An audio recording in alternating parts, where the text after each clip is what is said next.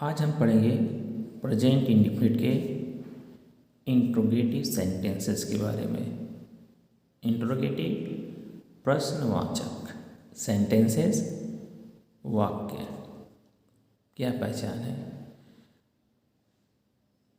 ऐसे वाक्यों में क्या पहचान है? ऐसे वाक्यों में प्रश्न पूछे जाने का बोध होता है। ऐसे वाक्यों में प्रश्न पूछे जाने का बोध होता है। दूसरा, वाक्य के अंत में प्रश्नवाचक चिन्ह लगा रहता है। प्रेजेंट इंडेफिनिट का है, यानी कि इसमें वही क्रिया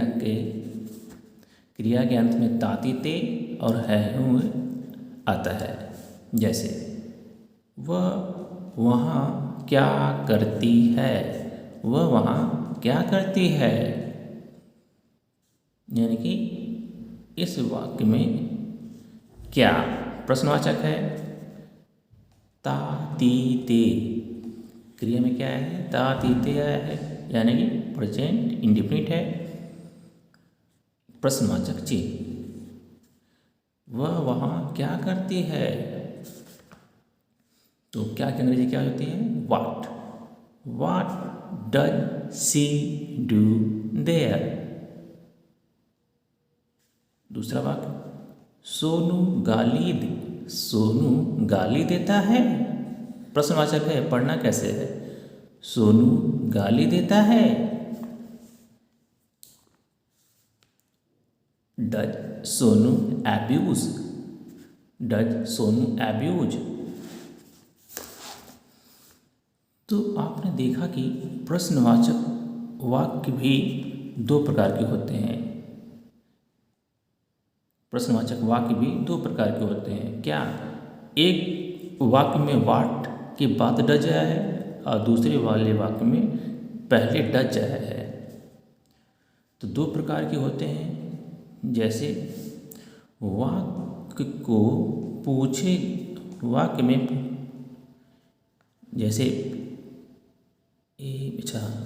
जैसे बी वाक्य में जो है, वाक्य में पूछे गए प्रश्न का उत्तर हाँ या ना यानी नहीं में होगा। यानी एक प्रश्नवाचक वाक्य वह होगा जिसका उत्तर आप हाँ या ना में दे देंगे, एक प्रकार क्वेश्चन यानी प्रश्न। दूसरा प्रश्न है ये वाला दूसरे प्रश्न का उत्तर जो है देते समय आप हाँ या ना से काम नहीं चलेगा।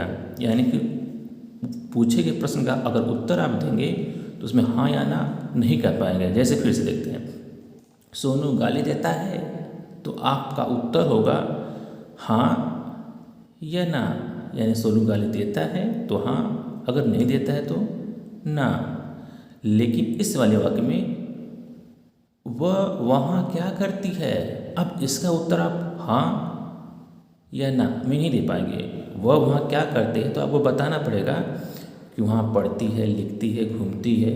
यानी कि प्रश्नवाचक वाक्य दो प्रकार के होते हैं। एक प्रश्न का उत्तर आप हाँ या ना या नहीं में दे सकते हैं।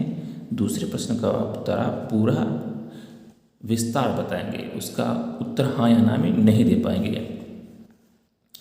तो विस्तार रूप से देना पड़ता है। इस आधार पर हमको दो नियम बनाने पड़ेंगे। तो पहले उन वाक्यों को देखते हैं या देखा जाता है जिनका उत्तर हाँ या ना दे सकते हैं।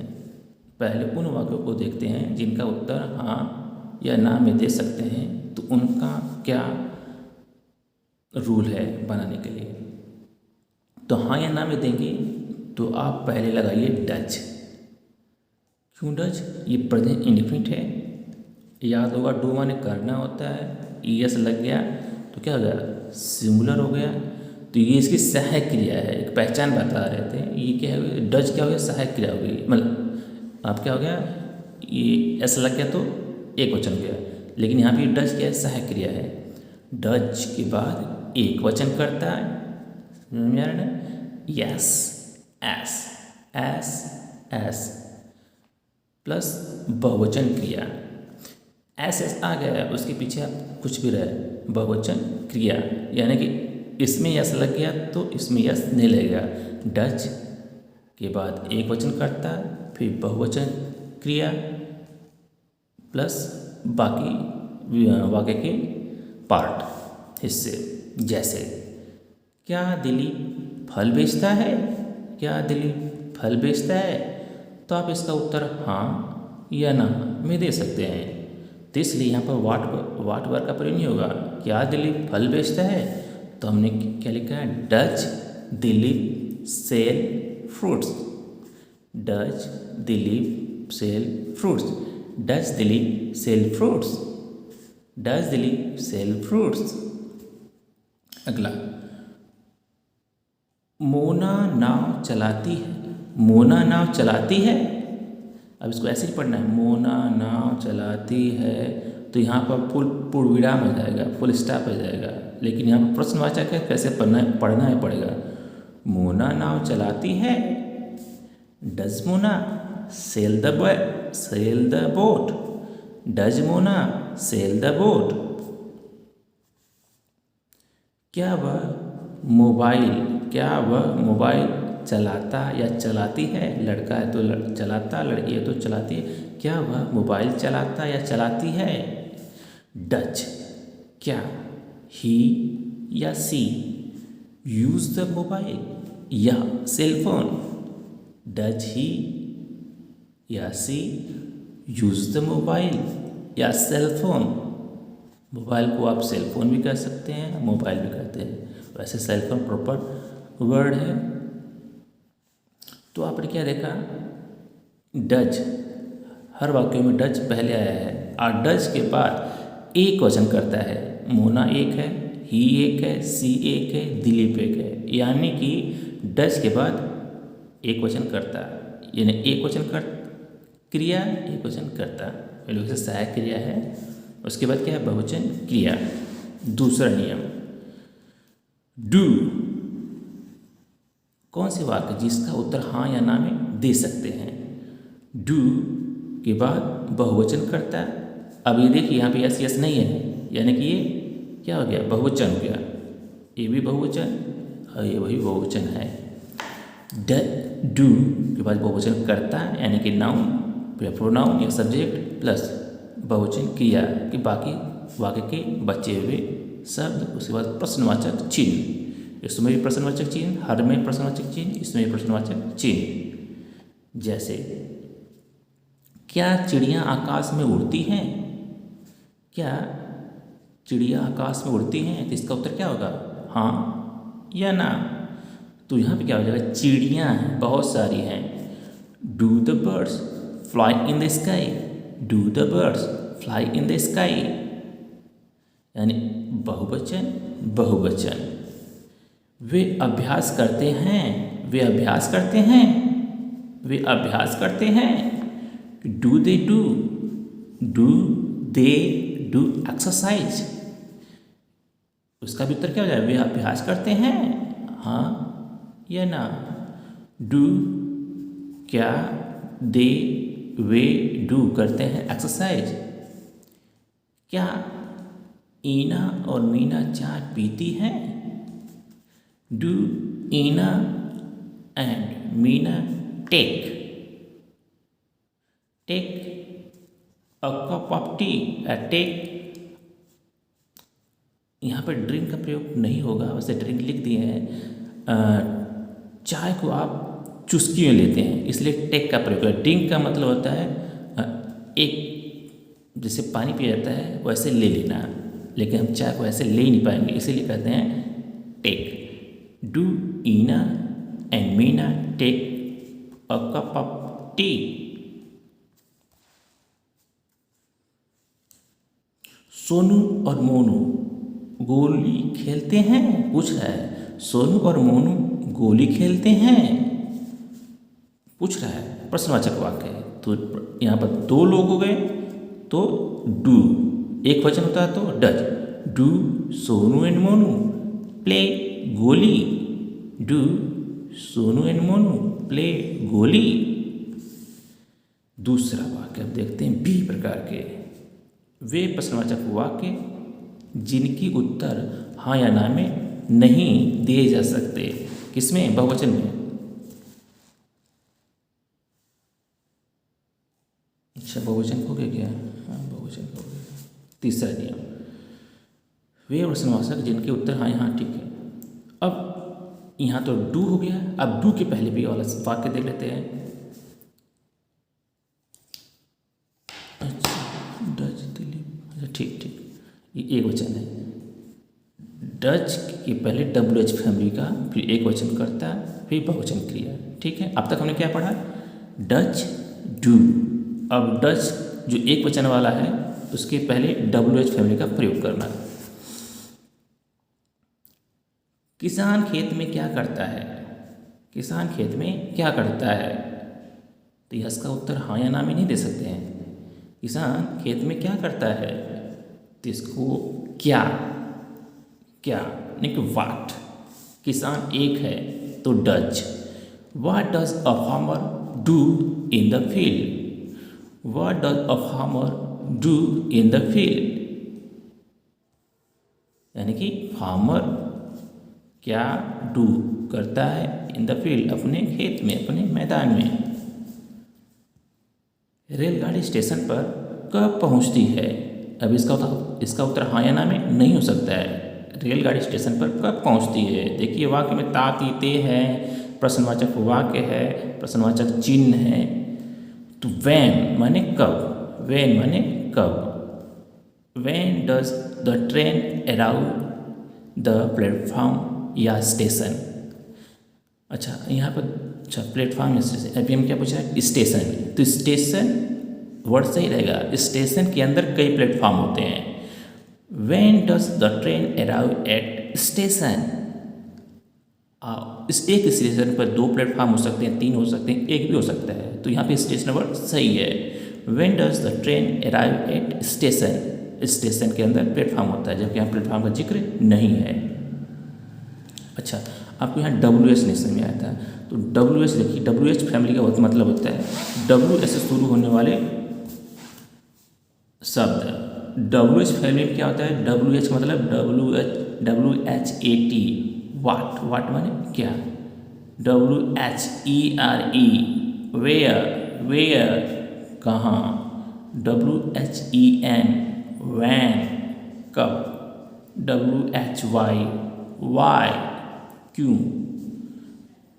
अब 1 2 3 4, अब पांचवा देखिएगा WH नहीं है लेकिन प्रश्नवाचक शब्द है HOW, हाउ, कैसे, हाउ, कैसे, लेकिन इसको भी हम WH फैमिली में रखते हैं।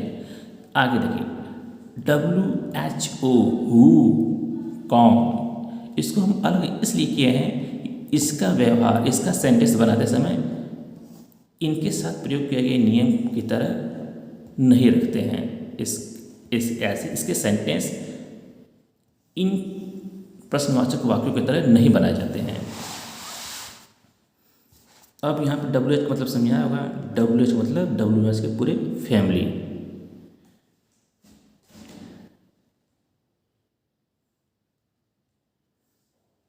वह यह काम कैसे कर लेता है? वह यह काम कैसे कर लेता है? How does he do this work? How, कैसे, डज प्रश्नवाचक सहायक क्रिया, वह अकेला है, उसके सहायक क्रिया डज हो जाएगी। How does he do this work?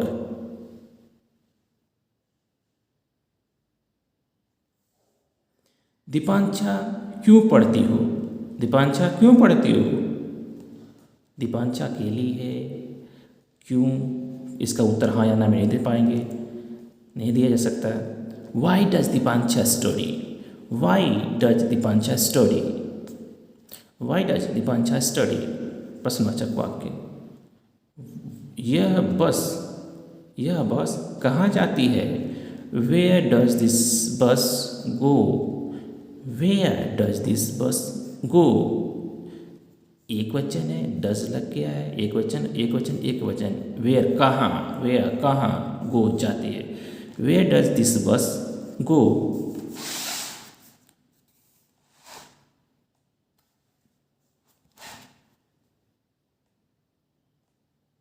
Rule number 4, WH के बाद जो डू बचा है उसके लिए WH फैमिली डू बहुवचन कर्ता बहुवचन क्रिया, बाकी बच्चे सेंटेंस के पार्ट। गाय कहाँ घास चरती हैं। गाय कहाँ घास चरती हैं। अब एक वचन सब्जेक्ट नहीं है, यहाँ ज़्यादा गाय हैं। कहाँ, where do the cows graze. Graze मैंने घास चरना है, question mark. Where do the cow graze. गाय कहाँ घास चरती हैं। जंगली जानवर क्या खाते हैं। जंगली जानवर क्या खाते हैं। What do the wild animals eat? What do the wild animals eat? Wild animals जंगली जानवर what क्या eat खाते हैं। आप चाय कैसे बनाती हैं। आप चाय कैसे बनाती हैं। How कैसे। How do you prepare या make। How do you prepare tea। अब यहाँ पर आपके दिमाग में 2 क्वेश्चन आना चाहिए था। हाउ आप चाय कैसे बनाते हैं, वो चाय पीने वाली या चाय पत्ती वाली। तो चाय पत्ती वाली हो गई तो मेक हो गया, या पीने वाली हो तो प्रिपेयर हो गया। How do you prepare T. आप चाय कैसे बनाती हैं। बच्चे क्यों रोते हैं। बहुत बच्चे हैं। Why do the children weep. Why do the children weep. बच्चे वाई क्यों वीप रोते हैं। मोला भोला और लोला नहाने कब जाते हैं। यहाँ बहुवचन है। When do मोला Bhola and Lola go to bath. When do मोला Bhola and Lola go to bath. मोला भोला और लोला नहाने कब जाती हैं। रूल नंबर 5, हु के बाद एक वचन क्रिया। अब हमने बताया था कि हु के साथ अलग नियम चलेगा। अब हु के वाक्य देख लीजिए। हु के बाद अगर एक वचन करता है, अच्छा यहाँ हिंदी वाक्य में हु वाले सेंटेंस में एक वचन करता है तो उसमें क्या होगा, हु के बाद एक वचन क्रिया का प्रयोग किया जाएगा, यानी कि यस यस लगा रहेगा। यहाँ हु जो है खुद एक कर्ता की तरह काम करेगा। हु एक ऐसे सेंटेंस में हु एक कर्ता की तरह काम करेगा। एक कर्ता क्या है तो एक वचन कर्ता के साथ एक वचन क्रिया का प्रयोग किया जाएगा। अब बाकी वाक्य के शब्द जैसे घर पर कौन आता है। घर पर कौन आता है नहीं है यानी कोई एक आता है। घर पर कौन आता है यानी कि कौन, हमने क्या बताया, कौन जो है हु जो है एक कर्ता है, यानी कि इसको मान लीजिए कोई व्यक्ति का नाम है हु कम्स, कौन आता है। एस लग गया, ई एस लग गया तो एक वचन हो गया। हु कम्स एट होम, यानी घर पर कौन आता है। यहाँ पर डू और डज नहीं रहेगा। हु को ये मान लीजिएगा किसी व्यक्ति का नाम है, इसका सेंटेंस बनाते समय, यानी कि हु कम्स कौन आता है एट होम। चोरी कौन करता है, कोई अकेला होगा। चोरी कौन करते हैं नहीं, चोरी कौन करता है। हु स्टील्स चोरी कौन करता है? तुम्हें कौन पीटता है?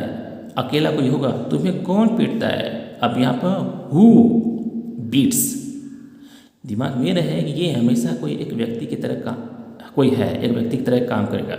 हु बीट्स, कौन पीटता है? यू, तुमको। तुम्हें कौन पीटता है? Who beats you. आप लोगों को कौन पढ़ाता है? यानी कि कोई अकेला कोई होगा। आप लोगों को कौन पढ़ाता है? Who teach you, who teach you, प्रश्नवाचक वाक्य। अच्छा, अब वह ऐसे ही वाक्यों में अगर ज़्यादा लोग हों, यानी कि ज़्यादा व्यक्तियों का बोध हो, तो वहाँ पर क्या होगा? वहाँ पर यहाँ पर जैसे एक वचन था तो एक वचन क्रिया लगे। अब ज़्यादा लोग का बोध होगा तो बहुवचन क्रिया हो जाएगी, यानी कि उसमें यस यस नहीं लगेगा, क्रिया के साथ यस यस नहीं लगेगा। जैसे वहाँ कौन पढ़ाते हैं, वहाँ कौन पढ़ाते हैं, यानी कि अधिक टीचर होंगे। हु पढ़ाते, सॉरी, वहाँ कौन पढ़ते हैं, वहाँ कौन पढ़ते हैं। हु स्टडी देयर, वहाँ कौन पढ़ाते हैं, तो हो जाएगा who teach, who teach there, वहाँ कौन पढ़ाते हैं, वहाँ, अभी देयर मैंने वहाँ कौन पढ़ाते हैं, यहाँ एस एस नहीं लगेगा क्योंकि यहाँ पर पढ़ाने वाले बहुत है। हु टीच मैंने पढ़ाना, हु टीच देयर, वहाँ कौन पढ़ते हैं। हु स्टडी देयर, स्टडी में सब आ जाता है, लिखना पढ़ना याद करना सब आ जाता है। वहाँ कौन पढ़ते हैं, हु स्टडी देयर। हैं, यहाँ पर बहुवचन कर्ता की तरह काम कर रहा है हु, तो बहुवचन लग जाएगा, यानी कि यस यस नहीं लगेगा। Who study there. कौन कौन चित्र बना लेते हैं, कौन कौन चित्र बना लेते हैं। Who draw a picture, who draw picture या हु ड्रा अ पिक्चर। कौन कौन ड्रा, यहाँ बहुवचन की तरह का है, बहुवचन की तरह है। Who draw a picture, question mark. घर पर कौन आते हैं, कौन आते हैं, यानी कि घर पर कौन कौन लोग आते हैं। हु कम एट होम, आते हैं, हु कम एट होम, बहुवचन। कौन